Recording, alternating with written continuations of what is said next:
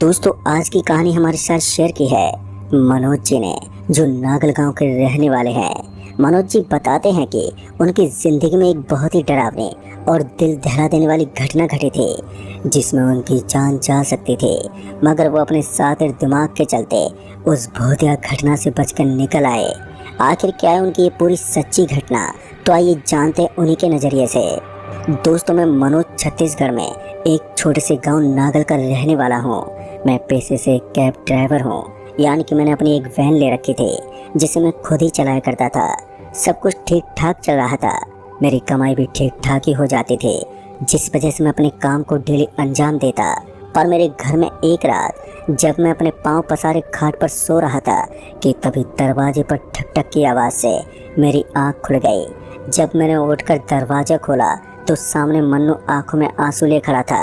फिर मैंने दरवाज़ा खोलते पूछा, अरे क्या हुआ, तू रो क्यों रहा है और इतनी रात को यहाँ पर, बात क्या है? तभी मन्नू लड़खड़ाती जुबान में बोला, वो मनोज भैया, मेरी छोटी बहन की तबीयत बहुत ही ज़्यादा बिगड़ गई है, कुछ बोल नहीं रही है, बस छटपटाई जा रही है। मन्नू की बात सुनते ही मैं तुरंत ही मन्नू के साथ उसके घर पहुंचा, और जब मैंने वहां पर जाकर देखा तो सच में मन्नू की छोटी बहन जमीन पर पड़ी छटपटा रही थी और उसकी माँ उसे गोद में लिए रोए जा रहे थे। जब मैंने ध्यान से देखा तो मुझे भी कुछ समझ में नहीं आ रहा था कि इसे हुआ क्या है जो ये इस तरह से छटपटा रही है। उसकी बिगड़ती हालत को देखते हुए मैंने तुरंत ही मन्नू को बड़े अस्पताल ले जाने को कहा, जो हमारे गांव से लगभग 150 किलोमीटर दूर था। मैंने तुरंत ही अपनी वैन निकाली और मन्नू की छोटी बहन को लेकर अस्पताल के लिए उसी वक्त निकल पड़ा। अंधेरी रात थी, यही कोई रात के 11:15 बज रहे होंगे जब मैं अस्पताल के लिए जा रहा था। रोड पूरा खाली था, जिस वजह से मुझे भी गाड़ी भगाने का मौका मिल गया था, तो मैंने स्पीड के साथ वैन को भगाया और तकरीबन 1:45 बजे हम अस्पताल पहुंच गए। अस्पताल में जाकर मैंने तुरंत ही मन्नू की बहन को भर्ती कर दिया और फिर तकरीबन आधे घंटे बाद मन्नू की बहन की तबीयत में थोड़ा सुधार आने लगा, जिससे हमें उसके ठीक होने की उम्मीद हो गई। और जब 1 घंटा बीत गया तो अब वो काफ़ी ठीक हो चुके थे। फिर डॉक्टर से पूछताछ से पता चला कि मरीज को कल सुबह ही छुट्टी मिलेगी, रात भर उसे यहीं पर रखा जाएगा। जब मुझे ये पता चला कि मन्नू की बहन को रात भर यहीं पर रखा जाएगा तो मैंने मन्नू से बोलकर वहाँ से निकलना ठीक समझा। पर मन्नू ने मुझे रोकने की बहुत कोशिश की, पर मुझे सुबह अपने काम पर भी जाना था, इसलिए मैं चाहकर भी नहीं रुक सका। मैं उसे समझा बुझाकर उसी वक्त वहाँ से निकल पड़ा। जाते समय जब मैंने घड़ी में समय देखा तो अब 1:30 बज चुके थे, यानी कि मुझे काफ़ी रात हो चुकी थी। अंधेरा तो था ही, साथ ही रोड पर कोई ट्रक या गाड़ी का भी कोई नामो निशान तक नहीं था, जिस वजह से मैं धड़ल्ले से अपनी वैन को भगाए जा रहा था। तभी मैं कुछ दूर पहुंचते ही रोड के एक खंडर पर बिल्डिंग से गुजर ही रहा था कि तभी अचानक से मेरी नज़र वहीं पर एक लड़की को पीट रहे 2 लोगों पर पड़ी। तो मैंने तुरंत ही गाड़ी को ब्रेक मार दिया और कुछ देर तक उन्हें यूं ही देखता रहा कि आखिर ये सब हो क्या रहा है। वो दोनों जने उस लड़की को बेतहाशा पीटे जा रहे थे और तो उस लड़की के कपड़े भी फाड़ दिए। अपने कपड़ों को फटता हुआ देखकर वो लड़की किसी तरह उन दरिंदों से छूटकर एकदम से मेरी तरफ भागी और मुझसे बचाने की गुहार लगाने लगी। अभी वो लड़की मुझसे बात ही कर रहे थे कि तभी वो दोनों आदमी भी आ धमके और मुझे चाकू दिखाकर जाने को कहा। मैंने उन्हें बहुत ही समझाने की कोशिश की, पर वो उल्टा मुझ पर ही अकड़े जा रहे थे। फिर जब मुझसे रहा नहीं गया तो मैंने धमकाते हुए आग दिखाना शुरू कर दिया, और जैसे मैंने अपनी अकड़ दिखाई कि मेरी अकड़ धरी की धरी रह गई और मैं एक भीगी बिल्ली की तरह सुस्त हो गया। मेरी हिम्मत नहीं हो रही थी कि मैं एक शब्द भी अपनी जुबान से अब बाहर निकालूं। मैं बुरी तरह से डर गया था। दरअसल दोस्तों, जैसे मैंने उन आदमियों को आग दिखाना चाहा कि तभी उन दोनों आदमियों का चेहरा एकदम से बदल गया और उनकी आंखें बड़ी बड़ी हो गई थी, शरीर भी बड़ा अजीब सा हो गया था। पर वो लड़की डरी सहमी अभी भी मुझसे बोले जा रहे थे कि मुझे बचा लो। पर अब यहाँ तो मेरी हालत खुद पे खुद बिगड़ती जा रही थी, तो मैं उसे कैसे बचाता। मैं उन दोनों को देखते ही समझ गया था कि ये कोई इंसान नहीं बल्कि एक शैतान है जो इस लड़की को पकड़े हुए है। पर मुझे ऐसी उलझन में नहीं पड़ना था जिसमें मेरी जान जा सकती थी। इससे पहले कि मैं वहाँ से रफू चक्कर होता कि तभी उनमें से एक आदमी ने मेरी तरफ अपना हाथ बढ़ाया, जो बहुत ही लंबा था। मैंने तुरंत ही चाबी घुमाई और एक्सीलेटर दबा दिया। मैंने गाड़ी की स्पीड एकदम से इतनी तेज कर दी थी कि गाड़ी दाएं बाएं भागने लगी, यानी कि गाड़ी मुझसे उस वक्त कंट्रोल नहीं हो पा रही थी और मैं अभी गाड़ी को भगाते हुए संभाल ही रहा था कि तभी मेरी नज़र मेरी गाड़ी के बगल में दौड़ रही उसी लड़की पर पड़ी जो चिल्लाते हुए बोल रही थी कि गाड़ी रोको, गाड़ी रोको। मैं हैरान हो गया कि ये लड़की भला इस गाड़ी के साथ इतनी तेज कैसे दौड़ सकती है। तभी मेरा ध्यान उस लड़की के पीछे दौड़ रहे उन दोनों शैतानों पर गया जिनके हाथों में अभी भी चाकू था। मेरी एक नज़र उस लड़की पर थी तो एक नज़र उन शैतानों पर थी।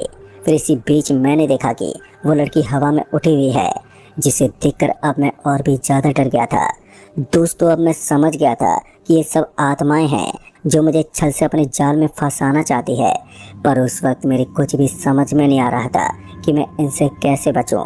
तभी मेरी गाड़ी अचानक ही मेन सड़क से नीचे उतर गई और जंगल के कच्चे रास्ते पर दौड़ने लगी। अब तो मेरी बची कुछ सांसें भी टूटने को हो गई थी, क्योंकि मेरी गाड़ी जंगल के अंदर अपने आप जो दौड़ रही थी।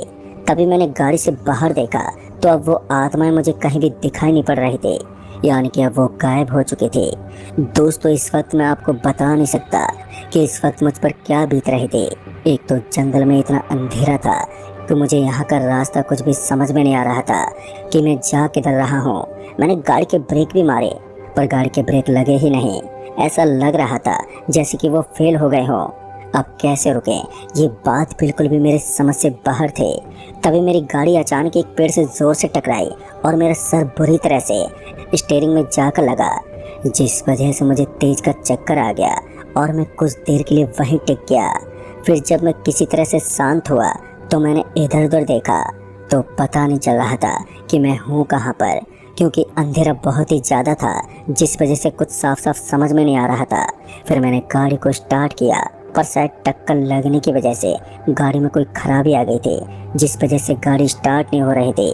जब गाड़ी स्टार्ट नहीं हुई तो मैं दरवाज़ा खोलकर गाड़ी से नीचे उतरा तो मेरा पाँव वहीं पर एक बड़े से गड्ढे में जा गिरा, जिस वजह से मैं गड्ढे में गिर पड़ा।